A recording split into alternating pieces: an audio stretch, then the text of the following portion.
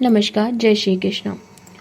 क्या आपको भी ऐसा लगता है कि भूत प्रेत आत्माएं ये सब कुछ नहीं होता? अगर हाँ, तो यह वीडियो आप जरूर देखिए। आज हम आपको एक ऐसी जगह के बारे में बताने वाले हैं जिसका संबंध भूत प्रेत आत्माओं से ही है। और कहा जाता है कि इस गांव में कोई भी रात नहीं गुजार सकता। शाम होते ही यहाँ पर कोई व्यक्ति नहीं दिखाई देता और सरकार ने भी इस जगह पर जाने से पाबंदी लगा दी है।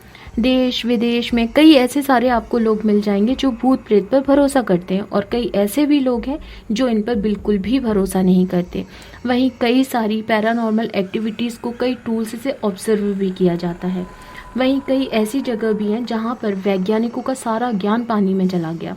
और आज हम जिस जगह के बारे में बात करने वाले हैं वह जगह भारत की सबसे खतरनाक और भूतिया जगहों में से एक है। कहा जाता है कि इस जगह जो भी रात को रुका या तो वो मर गया या फिर उसका पता नहीं चला या फिर वो पागल हो गया। वहीं कई ब्लॉगर यह भी दावा करते हैं कि यहाँ पर रात रुक कर आए हैं लेकिन उन्हें कुछ भी नहीं हुआ। लेकिन इतिहास के पन्नों में यह जगह कल भी भूतिया थी और आज भी भूतिया है। लगभग 17वीं शताब्दी से यहाँ पर भूतों के होने का दावा किया जाता है। चलिए इस पूरी घटना को एक कहानी की तरह सुनते हैं। राजस्थान के अलवर जिले की अरावली पर्वतमाला में एक गांव स्थित है जहां पर भानगढ़ किले नाम से एक किला है। कहा जाता है यह जब किला बना था तब एक साधु से इस किले को बनवाने की अनुमति मांगी थी। तो साधु ने राजा के सामने एक शर्त रखी कि जब भी आप इस किले का निर्माण करवाएंगे तो किले की छाया मेरे घर पर नहीं पड़नी चाहिए। लेकिन ऐसा नहीं हुआ। किले का निर्माण हुआ और किले की जो छाया थी वो साधु के घर पर पड़ गई। अब इस बात से साधु नाराज हो गए और उन्होंने राजा के साथ साथ पूरे ही गांव को एक श्राप दिया कि यह गांव बर्बाद हो जाएगा, यहाँ कोई भी जिंदा नहीं बचेगा। और उस दिन के बाद वो गांव बर्बाद होता चला गया और वो जो किला था वो भूतिया किला बन गया। इसके अलावा एक और कहानी बहुत ही ज़्यादा प्रसिद्ध है। जो यह कहानी है वह राजकुमारी रत्नावती की खूबसूरती के कारण भानगढ़ को तबाह हुआ ऐसा भी बताया जाता है, उससे संबंधित है। भानगढ़ के किले में एक राजकुमारी रहती थी जिनका नाम रत्नावती था। रत्नावती इस राज्य में सबसे खूबसूरत महिलाओं में से एक थी।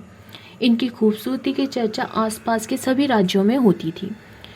इनकी खूबसूरती के कारण हर कोई इनको देखना चाहता था। जब इनकी उम्र लगभग 18 वर्ष की रही होगी तभी से इनको विभिन्न राज्यों के राजकुमारों के रिश्ते आने लगे थे। एक बार राजकुमारी अपनी सहेलियों के साथ भानगढ़ बाजार घूमने गईं। पूरे बाजार में कपड़ों, चूड़ियों और अन्य सभी दुकानों पर उन्होंने घूमी और उसके पश्चात उन्होंने एक इत्र की दुकान पर से एक इत्र लिया। राजकुमारी को इत्र वैसे बहुत पसंद था, इसलिए वो इत्र की दुकान पर रुकी थी और इत्र को पसंद करने के बाद उस इत्र को महल में भेजने के लिए उन्होंने कहा। राजकुमारी से थोड़ी ही दूरी पर एक व्यक्ति खड़ा हुआ था। उसका नाम सींदिया सेवड़ा था, जो उस समय का बहुत बड़ा तांत्रिक था, जो राजकुमारी को एकटक बिल्कुल देखे ही जा रहा था। उसे पहली ही नज़र में राजकुमारी रत्नावती से प्यार हो गया। वहां से जाते वक्त राजकुमारी ने उसकी तरफ ध्यान नहीं दिया, इसलिए तांत्रिक को बहुत गुस्सा आया। तांत्रिक रत्नावती के प्यार को पाने के चक्कर में तांत्रिक ने एक योजना बनाई। उसने इत्र की दुकान पर जाकर इत्र की बोतल पर काला जादू कर दिया, जिसको रत्नावती ने खरीदा था। उसने अपने वशीकरण मंत्र उस बोतल पर पढ़ दिए थे, जिससे कि वो जो इत्र की बोतल थी उस पर वशीकरण हो गया था। अब उस तांत्रिक के वश में होने के लिए राजकुमारी अगर वह इत्र को लगाती तो वह उसके वश में हो जाती। अब वो क्या करा उसने कि वो उनके पीछे जाता गया, चला गया। लेकिन राजकुमारी रत्नावती को इस बात का पता नहीं था। जैसे ही उन्हें इस बात का पता पड़ा उन्होंने उस इत्र की बोतल को चट्टानों पर फेंक दिया। वह चट्टान लुढ़कते हुए तांत्रिक के ऊपर जा गिरी, जिससे उसकी मृत्यु हो गई।